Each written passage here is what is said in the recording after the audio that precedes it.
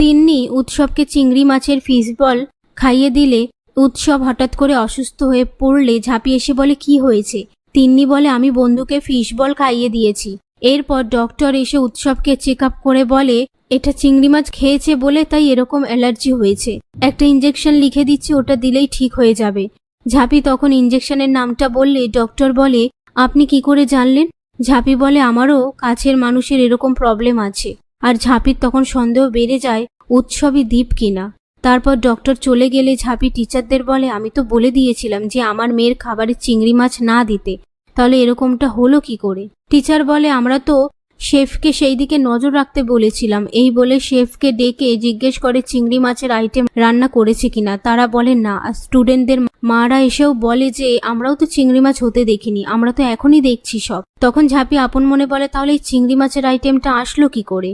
এরই মধ্যে কাঁসাই ফোন করে ঝাঁপির সাথে কথা বললে ঝাঁপি যে অনেক হিসেব মিলছে না সেই কথাটা কাঁসাইকে বলে ফোনটা রেখে দেয়। পরের দিন ঝাঁপিরা বাড়ি ফেরার সময় তিন্নি পিছনের সিটে গিয়ে শুয়ে পড়ে বলে আমি শুয়ে শুয়ে যাব। ঝাঁপি বলে আমি বসে নিই, তারপর না হয় তুমি শুয়ো। কিন্তু তিন্নি কোনো কথা শোনে না। শেষমেশ ঝাঁপি সামনের সিটে উৎসবের পাশে গিয়ে বসে। তখনই কাঁসাই ফোন করে বলে বর্ধমানের বাড়িতে পুলিশ রেড করেছে, তুই তাড়াতাড়ি চলে আয়। এই কথাটা শুনে ঝাঁপি অবাক হয়ে গেলে পাশ থেকে উৎসব বলে কি হয়েছে? তখন ঝাঁপি সেই কথাটা বলে উৎসব বলে ঠিক আছে, আমি আপনার সাথে যাব, আপনাকে একা ছেড়ে দেব না। এই বলে তারা বর্ধমানের বাড়িতে আসলে ঝাঁপি ঘরটা অন্ধকার দেখে সবাইকে ডাকতে থাকলে তখন এই লাইট অন করে সবাই মিলে ঝাঁপিকে বার্থডে সারপ্রাইজ দেয়।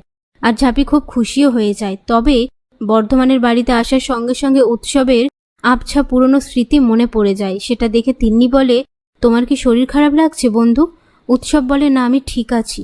এরপর ঝাঁপি কাঁসাইকে বলে কি দরকার ছিল বলতো এসব করার? কাঁসাই বলে আগে তো আমরা কত মজা করতাম বলতো, দাদাভাইকে দেখে মনে হচ্ছে না ওর পুরনো কোনো স্মৃতি মনে পড়ছে।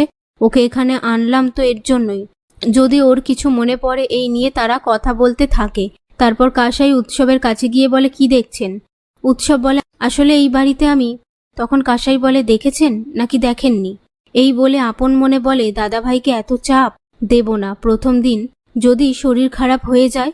আর বলে মজা করছিলাম, আসুন কেক কাটা হবে। উৎসব বলে হ্যাঁ চলুন।